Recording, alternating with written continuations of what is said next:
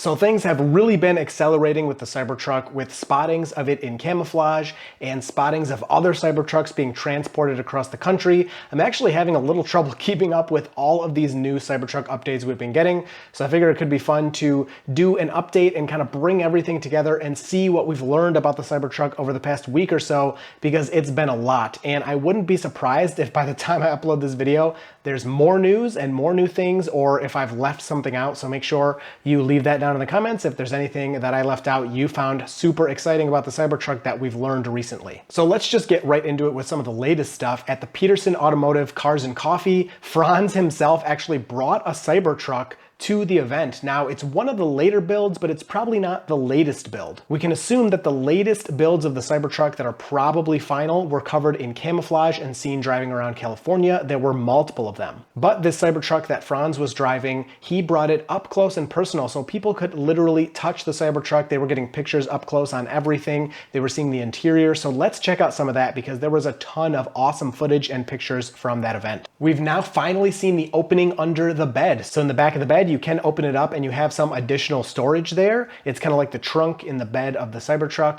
Unfortunately for me, it doesn't look like you can fit a spare tire in here, which I found pretty disappointing. I would love to have a spare tire right there at all times. I get lots of flats and that's super annoying for whatever reason. That happens to us a lot. Really good video of the tonneau cover opening and closing. It rolls up past the rear window, so you'll be able to see it moving if you look out the rear window, and it smoothly moves over the vault. Hopefully there will be no problems with this moving part like there were with Rivian's automated tonneau cover. They stopped delivering trucks with them, but Rivian is working on a solution and will get an update to customers eventually. But for now, this Cybertruck tonneau cover looks really nice. It looks like it works really well. I will definitely be putting it to the test here in Michigan on dirt roads, in snow and ice. I mean, what if like a bunch of ice gets caught in there? Maybe it'll get frozen shut or something. I don't think so. Of course, Tesla does do winter testing, even though people like to pick on them and say they're a Southern California car company.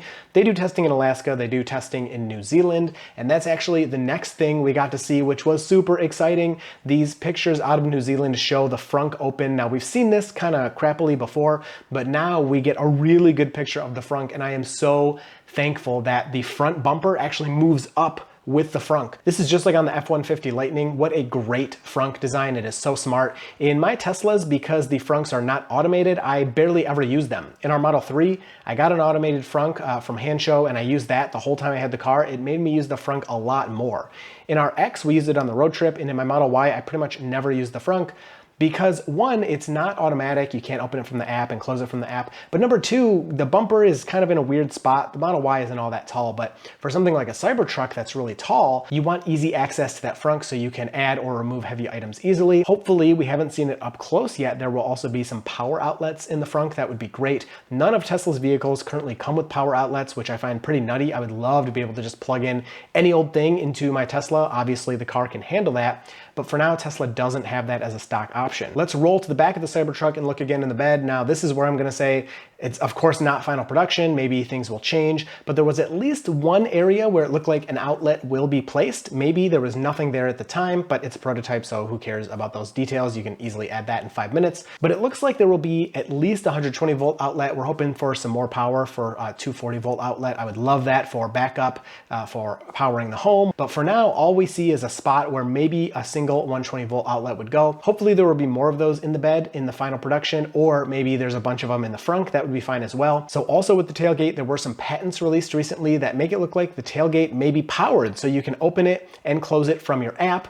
or just with the press of a button, it'll open and close. Pretty nice. I don't think it's that big of a deal in my opinion, but it's nice to have that option if Tesla's going to include that. The telescoping ramp that we saw at reveal is kind of a right now. Nobody has seen it, or at least been able to see it on current models that are driving around. Personally, I don't think this is going to be there. It seems like it can cause a lot of problems. It's going to add weight, which is going to reduce your range and efficiency, and and just another thing to have to cover under warranty. Elon Musk did say he doesn't want Cybertruck to be too expensive. He's trying to keep it a little more basic, but then you look at the thing and you're like, wait, you have all this crazy stuff.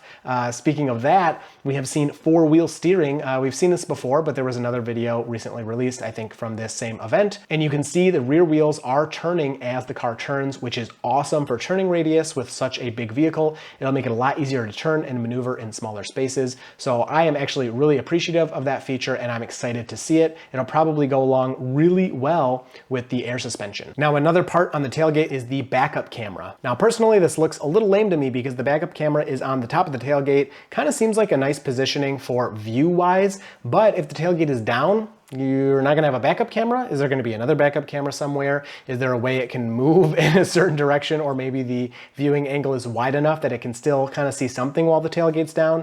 Now, this wouldn't be a first for Cybertruck. Other trucks are like this as well. But personally, I would love it if there's some kind of backup system, so we still have that backup camera even when the tailgate is down when we're hauling things. This also means, can you not use full self-driving while the tailgate is down? Not too surprising to me. Of course, if you have a bunch of stuff sticking out the back, that's kind of funny because a human would know, oh, I can't, make lane changes as tightly, etc. But a self-driving car is not going to know that. It's not going to take into account the fact that you have things hanging out of the back and maybe will make a lane change when it really shouldn't. So as of now, just the things we've seen, it looks like tailgate down, you won't have your backup camera, and I wouldn't be surprised to see full self-driving disabled when the tailgate is down and driving. Moving to the front of the Cybertruck, a lot of people are kind of going crazy over this little hole that is over the front bumper camera. Personally, I don't know, I don't think it's anything. Some people think it's to wash the camera off. That would be great. Other vehicles do have things like that for their backup cameras, but it'd be kind of weird for Tesla to only add it to the front bumper camera and not put it on the rear cam.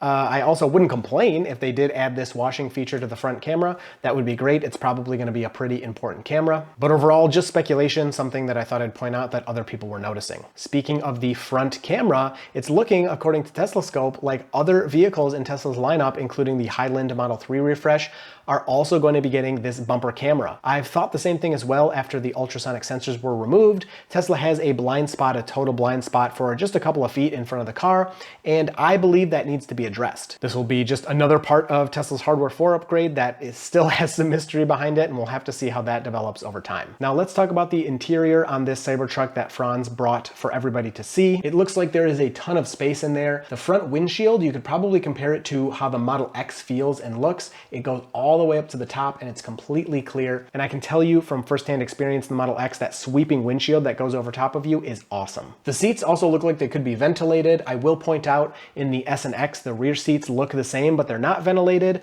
while only the front seats are. Now, of course, they probably did that to match the design, but I just want to throw it out there that seats can look like that and not be ventilated, but I would assume the Cybertruck is going to come with ventilated seats, especially since it looks like also the Highland Model 3, we'll go back to that, is probably going to have ventilated seats as well. We have seen in the past a variant of the Cybertruck that did have a driver display just like the Model S and X, but now it looks like we're going more towards 3 and Y territory and not having that driver's display. I will say it's not necessary. I have both a Y and an X, and it's fine driving without it, but I actually really do appreciate having that driver's display, only because it makes the center screen so much larger, because all of this information can be put here that I don't really look at all that often besides my speed, and your infotainment and your map and everything else can take up more space, I should say, on the same size screen, and it's a much better experience. Now, one thing I don't like on what I'm seeing on the interior of the Cybertruck right now is that huge space under the display. Hopefully they're going to do something with that. I have no idea what, but in the older Model S and X pre-refresh, that area looked kind of the same, and when you hop in,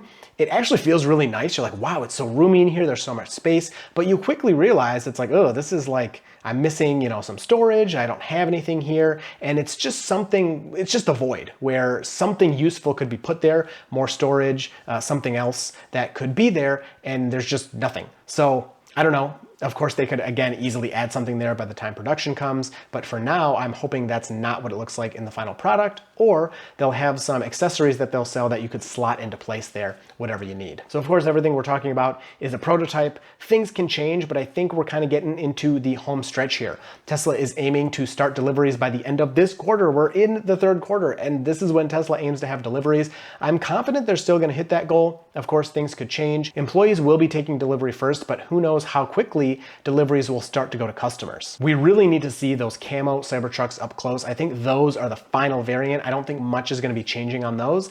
That's what we want to see the interior of. That's what we want to see the exterior close up of, because what Franz was driving, I think, is a build that was right before those camo wraps. And multiple of those camo wrapped Cybertrucks have been seen together. So Tesla is starting to pump these out. They have the machinery now in the factory. They actually took the curtains down at Gigafactory Texas, so Joe Tettenmeyer can take his drone shots and see in there, hey, we have 2 of these 9-ton gigapresses making Cybertrucks. They're starting to produce these now and maybe pump out more than one at a time. This is super exciting times, and I feel we are finally actually getting close to Cybertruck production. I see a lot of doubt online still. It's really funny, especially on Twitter. If you talk about Cybertruck, it's like, yeah, if it ever exists. And yeah, I realize we're about 4 years after reveal here. It's gonna be by the time the things are delivered to customers.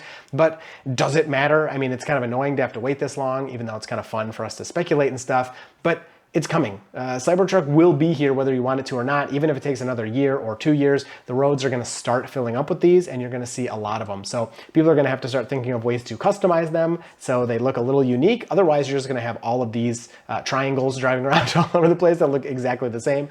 Imagine finding this thing in a parking lot when there's 20 Cybertrucks. But anyway, I hope you enjoyed this one. I look forward to talking to you down in the comments about Cybertruck, and you will see me in the next video.